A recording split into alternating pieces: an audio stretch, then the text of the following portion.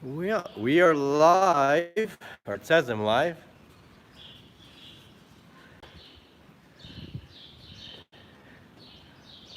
Well, out here in the shed, looking at the tractor. Still nobody there yet. Get this light adjusted here. There, we got one person. Howdy. Wait for some more people to come on here. Hey there, Ron. I should have figured you'd be the first one. Oh, got 4 people. 7. Yeah, how is everybody? Everybody having a good Sunday evening? Or good night, wherever you are. Yeah, as you can see, get that in the picture. Yeah, I'm out here in the shed. Just wanted to show you guys a little bit of the tractor here. And, oh, it's going great, Scott. It's just a little bit windy outside. It is windy, windy, windy. Very windy. Hello, Eddie from Kentucky. Hey, Andy from Nebraska. Planting corn. I wish we could be planting corn. Hello, there's 709. Oh, yes. So let me flip this. Oh, yeah. Hi from Middleton, California. It says, yep, California. Let it sit. Yes, it is windy here today, but it's good because, get that darn light. It is, it's drying things out. It has been wet here. And, hi, Jeff from Wisconsin. Jeff Yerk, pronounce your name. Yes, it is very windy. Yes, I figured you guys had 4 inches of snow down there in northeast Iowa. I'm glad we didn't get any snow here because we didn't need it. We're still waiting for some low spots to dry up yet. We haven't done any field work yet. We're going to be maybe the end of this might start doing some field work. We're just kind of hauling some manure and things like that, cleaning out some calf buildings and things like that. Yeah, not much really going on around here, but let's flip this around. There we are. Yep. I can't wait to get this thing out in the field and get that hooked up to that plow. Yeah, I really like this hood on here though. How it goes up really quick, nice and easy. Yeah, we'll see how this thing works when we get it out in the field and see what happens. And I know people are probably wondering, we do not have GPS in this thing. Yeah, I can imagine out in California it's been hot. Let me flip this around. Yeah, so we do not have GPS on here. Let me flip it back again. Get some light in here. There. I wish we could have installed it, but yeah, this is pretty much the basic things. Kind of a simple command arm thing here. And then you got your 3-point controls under here and your environmental controls over here, air conditioning, heat, things like that pretty much. But yeah, hit the thumbs up. But yeah, I can't wait to get it out in the field and use it. I wish we could use it I don't know if we'll use it for planting corn. Yes, we were going to try some of that grease out, Ron. We're going to try that. Yep, Ron, if you guys don't know Ron, he's in northeast Iowa and he sells that Royal Oil, and so we're going to try and use some of their products. At least some of the grease and see, but yeah.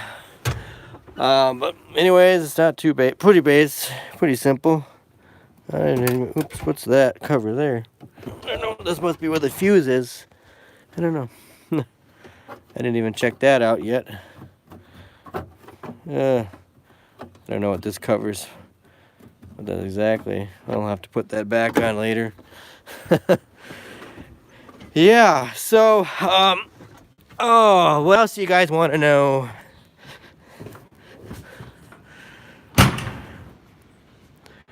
Yeah, we got the hay grinder working. We got the problem fixed. It was the auger flighting that was bad. So, yep, we got that fixed. And the shed, let me flip you guys. The shed is starting to dry out a little bit in here, finally. The mud and the water is going down in here. But, yeah, I'm just in the shed here because it's just so windy outside. If I go outside, you'll hear nothing but the wind. Oh yeah, and there's our oats. We got our oats covered up here, the seed oats. So as soon as we were ready to go on the field, we got the oats all ready to go. And we got to get to the grain drills. They're back here, buried in the shed. So we got to pull out a bunch of just the square baler and the hay bine, or the disc bine, I mean. We got to pull that out. They get to the grain drills. Yes, these are our grain drills. Someday we're gonna hopefully update these and get something different. But they work, they get the job done. They're not perfect, but they do get the job done for us. But yeah, these, for those of you that don't know, we hook these feet out of them so we can pull them down the road. That's kind of, if we need to pull them down the road, we can, like that, so they fit down the road. And yes, so that's what's going on with that. And hopefully, and we're still waiting to get that last load of soybeans out yet. We're waiting for the people at the plant over there in Minnesota to give us to tell us when they're going to come and get the beans. It's just one truckload left. And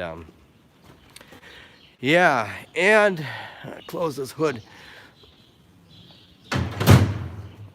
Yeah, that's pretty much all that's going on. Yeah, just kind of, like I say, a windy day around here. It worked pretty good in grassy hay. Sometimes you do have a little trouble with blowback on there. Hey, Scots.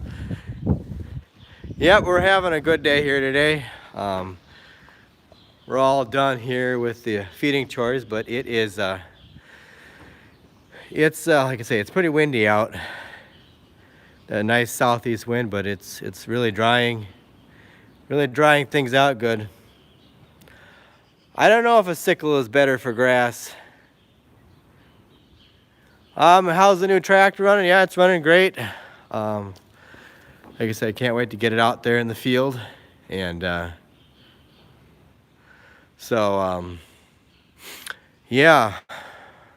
I haven't even looked in the toolbox. Anything in? Nothing in there. Darn it, the other guy didn't leave any tools in there. Gotta run to have. Okay, cool. That's cool, Jeffrey. The Milk House Organic Valley. Yeah, it won't be long now, but it's really drying. I think I could walk over here. It's not too windy. I'm going to show you the water. We had a bunch of water sitting out here.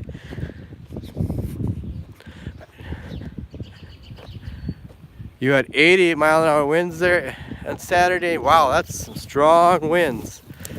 That would dry things out. Hey there, Northeast Iowa. Is it Northeast Iowa Farming? Yep. Yeah, all this water, it's really come down a lot over here. You know, I can't wait till it dries up and we can come here and disc it and smooth out all these ruts. But all that snow is gone. Did we, what did he say, saw the commercial for the Organic Valley. Did you put Fitbits on your cows? No, we didn't do that, but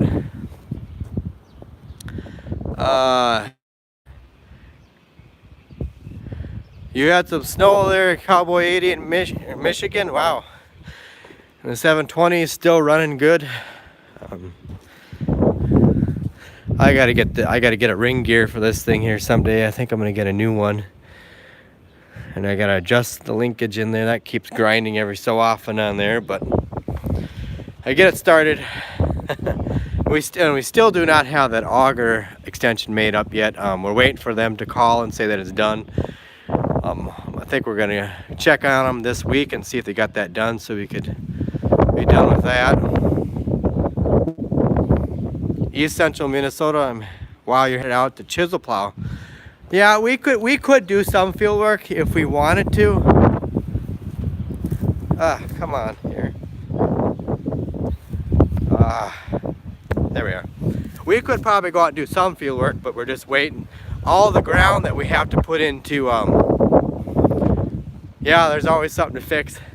But all the ground that we got to seed down to small grain is unfortunately the lowest ground that we have this year, and so we're kind of waiting for it to dry out just a little bit, so it's not like complete. We can at least get some more put in. When do we plan on using the plows or the plow? We're waiting for the hay to grow up. I don't know if anybody knows. Usually what we always do is wait for the hay to get about 1.5 feet tall, and then we'll just take a plow and turn everything under that way. The alfalfa hay is putting nitrogen into the soil through the roots, and then obviously there's nitrogen in the plant, so then we turn all the nitrogen over into the ground, plus all the manure that we spread on the hay. One field that we're spreading down with manure, so at least one field we're going to do, and we're going to put compost on because it's going to be in the soybeans next year, so that way we don't hopefully have a bunch of weeds in there, because there's always weeds in the manure, and compost destroys the weed seeds, so there won't be any weed seeds to contend with, hopefully, on that one field next year. But that's what we do. We just take and turn all the hay into the ground, so that way we don't, that way we get all that nitrogen into the ground. So that's our plan to do. Hey there, Kevin. It's going good. Anticipating spring's work, but I think one of the things we're going to do this week too is we're going to get the disc up here and get that ready to go, look over, greased up, and we're not done with the plow yet. I'd show you the plow, but it's so windy up there. Oh yeah, yep. But yes, indeed, it is. There's so much stuff to seems like to get ready around here. But at least the main thing is we have that tractor there. It's pretty much all ready to go. We just gotta take it out and use it. I hope everything's gonna go good. It's been gone through, so everybody knows it's working good.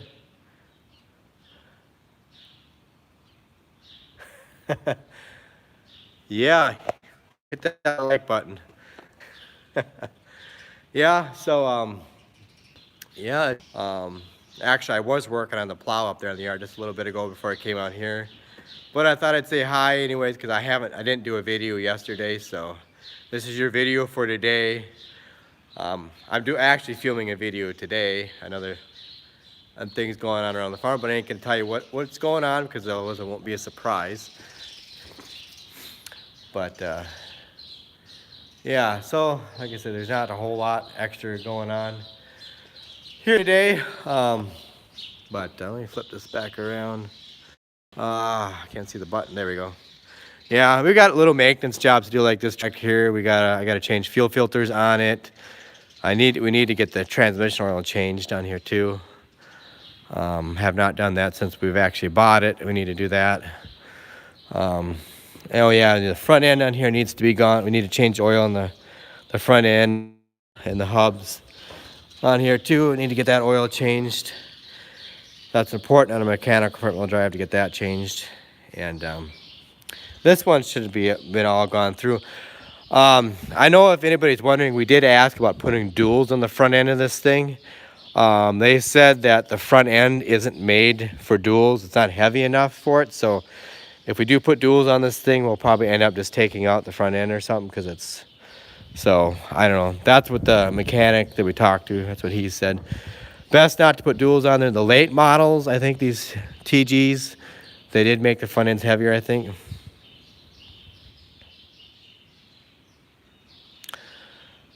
big John Deere had a big couch wheel and belt wheel on the right side. Yeah, that would probably be the Model D or something, I think. What hours on the TG210? I think they've got, it's 3,800 hours that's on there. The dealership actually used this for blowing snow this winter. So it wasn't sitting still or anything like that, but yeah. And yeah, I can't wait to get it out and get it out in the field and use it. Can you set up with some really good oil also? Yes. Clutch wheel. Hey there, James O'Brien. I suppose it's your bedtime over there in Ireland right now. We're pretty close to it. Oh, gear oil. That's what you're talking, gear oil. Whoops. We're zooming in and zooming out. Yeah, I guess I didn't think, yeah, we get some gear oil too from Royal Oil. But, yeah. So, yeah, that's what the shed, it was all wet and messy in here and muddy. We've never gotten stuck in here yet, though. I just wish my dad would have built this thing. I just don't know why he didn't do that. This used to be where the shed sits now. This used to be where my dad would plant the sweet corn. I really can remember. 11 p.m. What, 7 hours? 6, 7 hours ahead. Good, good. You like those tractors. Watching you in bed. That's the best thing to do. In bed. Yep. So, yeah, it's just not much else going on here today. We were gonna clean some more calf pins out today, but I don't know. It's not fun working out in the wind. I don't know why, but especially when you gotta hang on to your cap every time. I don't know. I always wear a cap when I go outside because if I don't, I feel like I'm naked if I don't wear a cap on my head. It just feels like there's something missing if I don't put a cap on my head. But I'm sure it's nice and green in Ireland. The hayfield here is really starting to green up. I'm kind of surprised, but how many cows do we milk right now? We're milking 48 cows. Actually, we're going to take sell a couple call cows here this week. On Tuesday, we're selling some organic to the organic prairie. That's where we're selling them because the organic cows are worth more money. Hey, Haggard Farms. No, right now, we're not going to get GPS for this thing. We plan on it in the future, but it's just that it adds another, $8,000–$10,000 to the price tag on it. This thing actually, let me show you. It actually, you can put GPS. It was designed for GPS. I was actually looking up here on the hood earlier. Oops.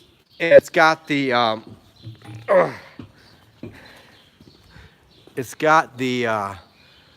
mounting plates for a receiver up here. So I'm assuming that everything inside the tractor in there, it's got the wired in there for the it's probably wired for GPS, so we wouldn't. It might not be as expensive as we think, but I don't know. I know there's a button in here. Let me see here. There's a button here somewhere for the GPS. I seen it one time. I know I saw it. They had something in here. I can't remember where it was now, but I think that we wouldn't have to put you got to put the kits, like the older tractors, you have to put the kit in there for the steering to make the steering wheel move like this. This one, it's all It's already wired in here, so. Hey, grass is what you feed, not silage, right? No, we don't feed any grass, or unless you're talking to James. He feeds all grass, I know. Boy, there's supposed to be a switch here someplace. I know I saw it. Yeah, I can't remember where it was. But I know that it wouldn't be too hard to put GPS in this tractor, so I better shut that light off. I don't want to forget that. We have a dead battery in here. But yeah, so, and it's got a nice instructor seat in here, so hopefully, yeah, that's always nice to have those. To get my wife to ride along with me. Okay, yeah.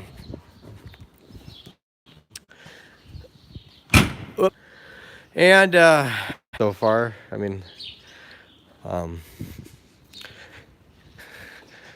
it's got a nice quick hitch in the back there, so it's really nice. Lights work great. I think they'll someday. No, well, my brother sometimes maybe gets a little annoyed by it, but not too much. We might get some crushed rock in the yard here. Yeah, so can't think of anything else. But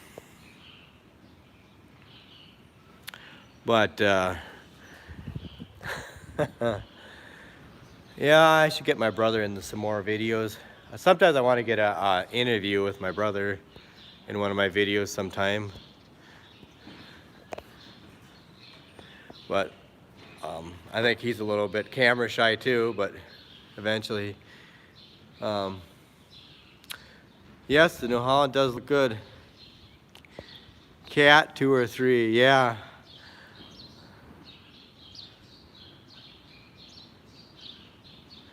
What I could consider hay. No, well, we have actually had a little grass hay mixed in with our silage. So in the past, when we've actually chopped a little bit of grass out in our pasture one time, we did that. But no, we just do all haylage and corn silage. Oh, I like the New Holland there, John. What's your herd average? Right now, I think we're averaging like, I don't know, 63, 64 pounds per head per day. Obviously, we have some cows that, a few cows that are averaging over 100 pounds of milk a day, but obviously the whole herd isn't doing that. But what yields do we usually get off our alfalfa? Well, if you're figuring wet hay tons, because obviously there's a difference in dry hay and wet hay tons. When are you going to put the, whoops, I lost that. Oh, we're gonna test the plow hopefully in a few weeks here, the middle of May maybe, kind of like that. But anyways, what do we get for tons for haylage? Oh, I don't know, I suppose it's about 6. I don't know. It depends. Like first cutting, obviously it varies from cutting to cutting, but I don't know, maybe 6, 8 tons, like maybe like a first cutting or something like that. Obviously, it varies from cutting to cutting. Like it's gonna drop down some. Your cows are averaging 60 pounds. That's not too bad, just on grass.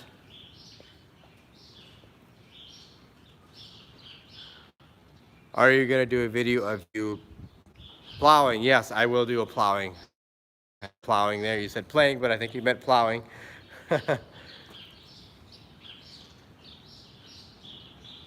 You get about 10 tons for the first cut. Well, that's pretty good.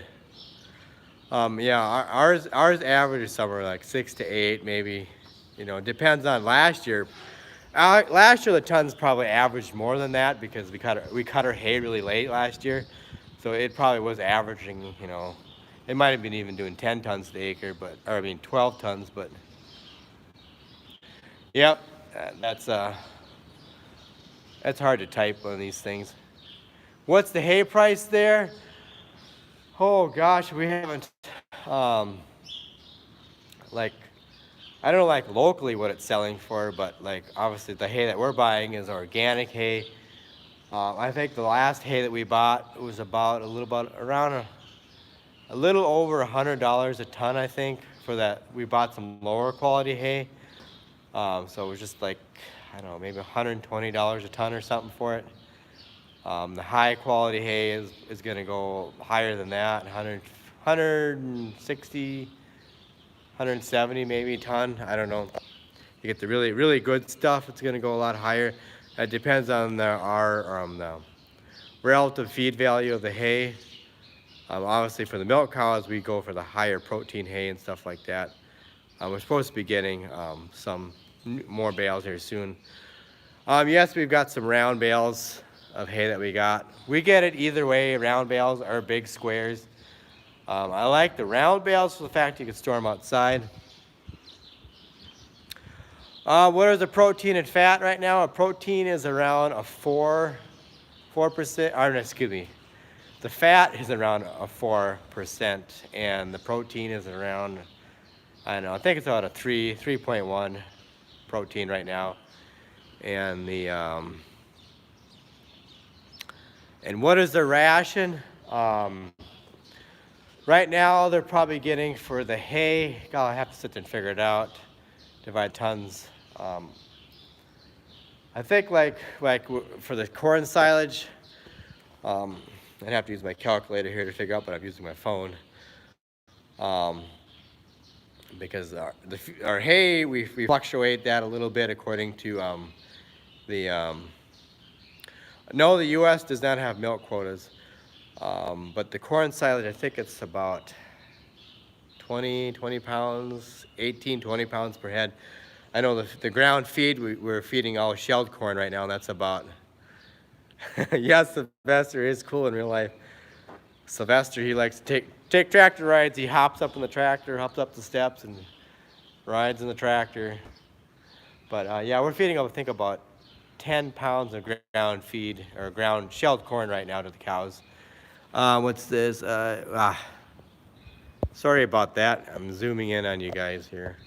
I'm zooming in on myself, I mean. I lost, there we go. Do you think you will put more cows in milking? Not right now. Why does this do that? Not right now. We don't have any plans right now of expanding our herd because obviously the organic market right now is kind of flooded with milk, and we're on a milk quota right now. That's just for the organic. We call it a quota. We're only allowed to produce X amount of pounds each month. Like I think for the month of April, we were only allowed to produce 97,000 pounds of milk. And if we go over that, we get docked about $20 a hundredweight on our milk. For every 100 weights CWTs, we get docked $100 or $20 on that milk. So it's like, I have a Holstein cow, but she can't breed because of being a twin. She's 3 years old. Yeah, so you got a free Martin then. But yeah, so that's kind of what we're really limited so far. I thought she was a bad tongue, got caught around my, oh, I see, yeah. So we're really limited right now for what we can produce. We're, like I say, you know, each month it varies. They call it the active base. So each month we have an active base. Some months it's higher and some months it's lower. And so, like I say, like about 3.5 years ago, we could produce as much milk as we wanted to and get paid. Still get paid for it, regular price. We didn't get docked on the milk. So yeah, so right now we basically get docked in our milk. And like I say, if we go over that for every 100 pounds, we go over our monthly quota, you know, they take away $20 on that milk. So basically you end up with making like, I don't know, depending on what you're getting for your price, about $6 to $4 a hundredweight of that milk. Time for herd shears. Yeah, something like that. Yes, we do sell our Holstein calves. We have a local guy that comes and buys them from us. Cow numbers increased by 50%. Yeah, that's the problem they have with the conventional market right now. It's just flooded with milk. I know that some people don't like the milk quotas. How is that based? Like I say, it's just what we produce each month is based off of simply what we produced back in 2015 before they enacted this quota. Or actually, Organic Valley enacted the quota. They did that back in late 2016. They put us on a quota, and just said, you know, you guys, this is how much milk you can produce each month. You can't go over that. That's just the co-op that decides that. Each individual milk company, organic milk company, just, you know, they make their own rules and decisions and decide what they're going to do for milk production and stuff like that. And obviously, Organic Valley has theirs set in place right now. And it's the way it's going to be until the market picks up. Right now, we're just waiting for the market to pick up a little bit. So yes, I know, like I say, the conventional market right now, it's just a free fall. The biggest thing, like in the conventional market, when the milk price is high, everybody gets greedy. They say, I want to milk more cows, so I get more milk and I make more money, because everybody's got to catch up for all the money that they lost. And when the milk price is down, everybody milks more cows to make more money, you know, to make up, you know, for what they're not making. But then the downside is they flood the market. The market just gets flooded with more and more milk. And I know that the cheese factory in town there, there right now, the plant is running at capacity, and they're actually having to sell milk to another plant but yet they still want more milk. They're still calling, we want more milk. And they won't come to your farm, you know, and pick up your milk. I should say they won't take on any new small producers. If you're small producers, they won't come and take your milk if you're like going to switch to the cheese factory in town. If you're currently with them, if you're grandfathered into with them, they'll still take your milk. But if you wanted to switch to them and you were small, you milked like anywhere from probably 300 or less cows, they won't take you on. They won't come and take you on unless they can get a tanker load of milk. You know, what is a tanker load? I don't know what does a milk tanker hold. I'm trying to think what they hold, but it's like 80,000. I don't know what it is. How many thousand? I don't know how many gallons a tanker holds, but it's a lot. But that's what they want, and they just keep calling for more milk. Okay, good night there, James O'Brien. 3,000 gallon, or 30,000. But yeah, they won't take your milk in town there if you're small dairy farmer. I mean, if you're going to join them, they won't take you. They only take on dairy farmers that put out a tanker load of milk every time. That's the way they do it. A lot of them, they just have they back the tanker right up to the milk room, and they pump the milk. They got one of those ammonia coolers or something. The milk goes straight into the tanker, pretty much is what it does at some of those dairies. But which is kind of sad to think about how even the cheese factory in town, they used to come out to these small farms and pick up cream cans. I mean, that's the way they did it years ago. Yes, I'll do a shout out for them. Yeah, shout out to Walker's Dairy Farm. Where was it? In Dairy Farm. Yeah. Where's the Walker's Dairy Farm located? Oh yeah, where are you guys? You're the ones writing that. Yeah. Where are you located?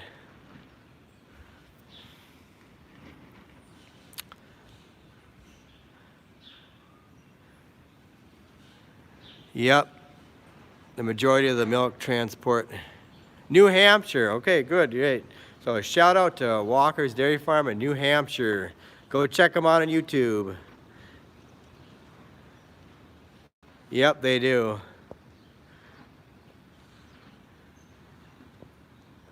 Yep. Yeah, so anyways, I probably got to get going here. Ooh, 35 minutes we've been on here yakking away. Oh, there, thanks, Scott. Yeah, I'm glad.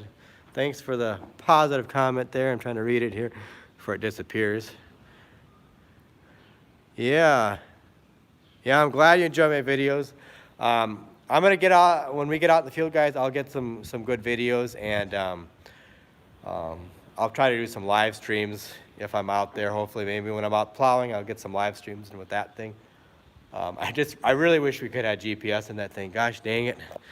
I just added too much more to the cost of it. But at least we got GPS in the 8670, so we're gonna use that for spreading fertilizer with. You milk 70 cows there, cool. Hey there, Diz. Thanks for the thumbs up. And but yeah, I don't know what we're gonna do here.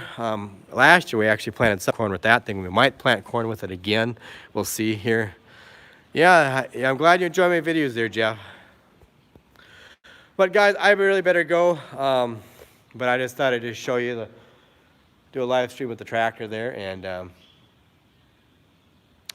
I got that other video. I'm actually got to finish it up here for today, the one for tomorrow. Used to farm full-time tobacco, but now just have a work a regular job. Yeah. So guys, yeah, but stay tuned for some videos with that thing. Well, we could be out disking by the end of the week, doing something out in the field. We have not gotten any fertilizer yet. We're kind of waiting. There's some logistical things we're waiting on to get that yet. Yeah, you have a great evening there, Walker's Dairy. Thanks, John, for the thumbs up. And I got to go here, guys. So enjoy your evening. Take care, guys, and I will catch you later because I got to go. So goodbye.